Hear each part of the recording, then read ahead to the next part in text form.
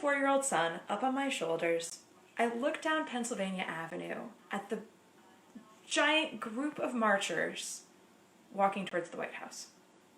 I knew that even if he didn't remember this specific instance, that I would be able to tell him that he had participated in the People's Climate March, that he was part of this. Now, I was looking forward to having a similar memory this coming Friday, marching in solidarity with the youth climate strikers. Of course, as we know, that's not going to happen. But even though we're stuck at home, or perhaps if you're an essential worker still going to your job, not out on the streets, we can still make a difference from home. I'm Shannon Brusher-Shea. I'm the author of the upcoming book, Growing Sustainable Together, Practical Resources for Raising Kind, Engaged, Resilient Children. It's coming out from North Atlantic Books and is available anywhere that books are sold for pre-order, coming out June 16th. In my chapter on activism, I found out a lot of different benefits to involving kids in activism.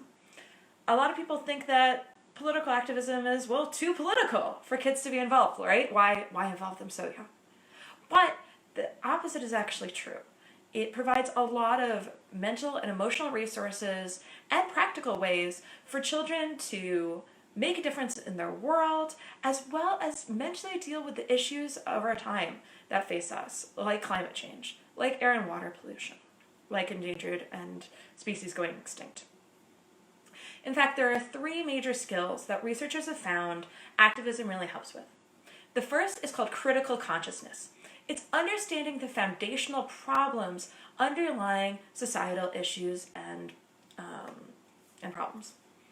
The second is called empowerment.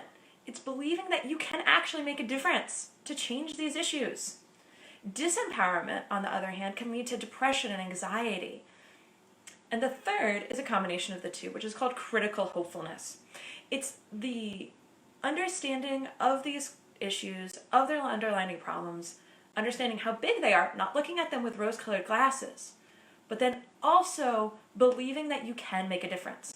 And while this is pretty rare in cynical adults, it's much more common in kids. And it's something that we need to cultivate if we want them to feel like they can make a difference in the world, which everybody wants to, right? Everybody wants to feel like they have some way to have control, to really to make a difference. Now, for the chapter on activism, I spoke to several youth activists. One of them is Hannah Testa, who is a activist who's worked with corporations all around the world to reduce plastic use and waste and work on waste reduction. She's been doing it since she was about 14. One of them is Robbie Bonds from Kids Speak for Parks, who has spoken at federal agency meetings and state meetings and other things like that about the importance of national parks. And he started that when he was only in 4th grade. And I also spoke to Levi Draheim, who is the youngest person on the lawsuit for climate change against the federal government brought by a number of youth. And all of them spoke to the absolute importance of activism in their lives and in their personal growth. They talked about how they became better public speakers. They learned to talk to a huge variety of different audiences, everybody from people who didn't believe them at all the way to their own peers and elementary school students. They learned to work across diverse coalitions of people, work with people that they would have never had the chance to talk to otherwise, who came from very different backgrounds and experiences from themselves. They learned how to organize things, how to run petitions, how to testify even in front of Congress. I saw Levi speak, and he was remarkably eloquent for his age at the climate strike last fall. So how do we do that here, right now, right? Well, one of the biggest things we can do is to contact your congressional representatives. Normally I would say to call them, because that's usually the best way to have an impact, because actual person picks up the phone and answers. Right now, with this pandemic, they're trying to keep the phone lines open for emergencies only. So we want to be respectful of that. So write them a personalized letter. You can find the contact information for your congressional representatives on USA.gov's Contact Your Elected Officials page. And if you just Google it, or it's also, the link is in the description of the video. So what do we say to them? Well, there's a lot of environmental groups out there that have some really nice templates. If you're going to use one of those templates, don't just click send, add something to it, add your personal perspective, add your personal story. Stories are what really change hearts, and that's what drives policy even. Facts do too, but environmental groups are good at providing those. What they need is your touch. If you want to start from scratch, some really important issues right now are to looking at what to do with all that stimulus money that's going to be coming out to help reboot our economy. Right now, a lot of it is most likely going to go to these very carbon intensive industries like oil companies, gas companies, airlines, car companies. Encourage them to instead take that money and put it towards more sustainable companies such as renewable energy, energy efficiency, research and development in those areas. The last stimulus under the Great Recession invested a lot into those things and really did make a big difference, especially with things like energy efficiency grants, which were given to residents to help lower their utility bills, which many people are struggling with right now. Thankfully, there already is a framework for kind of a new approach to sustainability. It's called the Green New Deal. It's, as it implies, a green version of the New Deal from the Great Depression.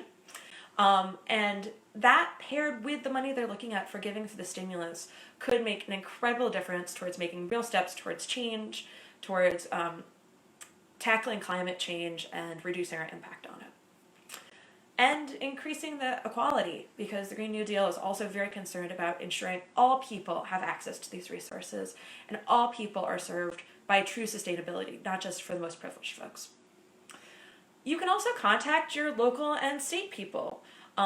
In particular, your county or city or town policymakers. You're going to have a much bigger influence on them than you will on the national folks. They don't hear from people nearly as often, and they don't hear from people, they know that each one of your votes counts for them a lot more than if everybody in your entire state or everybody in the entire country, is deciding. So you have a lot more leverage there. Right now, one of the things that can make a big difference is to open the streets up to bicyclists and walkers. In a lot of places, sidewalks are too crowded to get some air and some exercise while social distancing. It's just not enough space. Whereas blocking off roads to traffic and making it safe for people to walk down the middle of the road can make a huge difference and allow so many more people access to nature, to the outdoors, to just some fresh air and to get out of their houses. So it's an equity issue as well. And what's really cool about this is it can help put that even idea in your local government's minds. The idea that you can shut down roads is pretty radical to most places. Most places don't want to do it, or maybe they do it once a year at best. But showing that, yes, this is a possibility, this is something we can do regularly, that can really make a big difference. It's like a just getting in under, trying to plant that seed of an idea to make bigger change later on. A lot of local governments' budgets are going to be very tight with the reduced tax base that people are facing because of unemployment and things like that.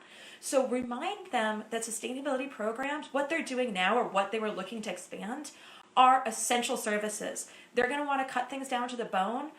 Encourage them not to cut things like purchasing renewable energy, energy efficiency, programs for their local residents, building bike lanes and sidewalks. These are all essential. And if they hear from people, they are less likely to cut them than they might otherwise. And also encourage them, in many cases, these things are less expensive than they seem like they are, or can help save residents money again. So those are really helpful as well. And so beyond contacting your representatives, share your passion on social media. We can't be out in the streets, but we all have our own social networks. Talk about the issues that are important to you, to the people you love. Tell them about, that letter you wrote and what the context is and how you can send one themselves, how they can make a difference. Make posters and signs and drawings with your kids about Earth Day and post them on social media and say specifically what kinds of changes you want to be made. There's the Green and Happy Earth Day, which of course is wonderful and we all love, but there's also the thing that made a really big difference. And today is the 50th anniversary of Earth Day. On that day, 20 million Americans participated. That's almost 1 in 10 people in the country at the time. It's huge. And as lovely as, yay, recycling is, those people out on the streets made huge change. It led to the establishment of the Environmental Protection Agency, the passage of the Clean Water Act, the passage of the Clean Air Act, the Endangered Species Act. All these things we rely on today to get us the improvements that we had back when rivers were burning. Literally, there were rivers on fire at the time. That's one of the things that led to Earth Day. And as many problems as we have now, and as much inequity as we have now, we would have it far worse if we hadn't made those improvements at the time. And now is the time, more than ever, to make Earth Day that kind of activist movement again. So sharing what that means to you, and that policy and that change aspect, that societal change aspect on social media can be really powerful. It only takes 3.5% of a population to march to make real change. And social scientists have actually found this, that change isn't going to happen below 3.5%, but you start getting over 3.5 and real change happens.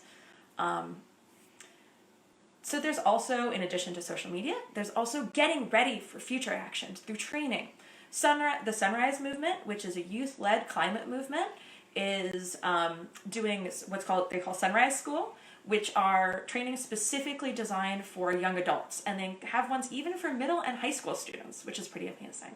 And the link to all these is in the description. Citizens Climate Lobby is doing online trainings, again, to lobby your congressional representatives mainly. And then there's just being in community with each other. All over the world, people were going to be celebrating Earth Day in person today. And although we're physically separated, we can always meet virtually. And there's a huge event called Earth Day Live 2020, earthday-live2020.org, in which there's going to be musicians, speakers, workshops, everything that you would expect from an Earth Day event, but online. It's being supported and organized by the Youth Climate Strikers, along with Earth Day, along with Sierra Club and the Earth Day Coalition and several other environmental groups. So check that out. There's a lot of other events going on as well. Next Gen America is doing some events. Sierra Club is doing one with some women who have gone through a special training program. And then if you're religious, Interfaith Power and Light is actually doing an Earth Day prayer event at noon, which is worth checking out. So admittedly, none of us will have, amazing memories of the millions of people gathered together in person to celebrate the 50th anniversary of Earth Day. Except that we will be gathered together, just not in person. More than ever before, this pandemic is showing us the problems and the issues we face in our society. We're also seeing that there can be an alternative. And we're being presented with an opportunity to tear down some of these systems and rebuild them from scratch, to make a difference, and to really rethink all of the assumptions that we've had about how things should or have to be, and start over. And so today, raise your voice, make it heard, and happy Earth Day. Any questions? Okay, we're not seeing any questions? Okay, well, thank you so much for joining me, and check out Growing Sustainable Together, coming June 16th.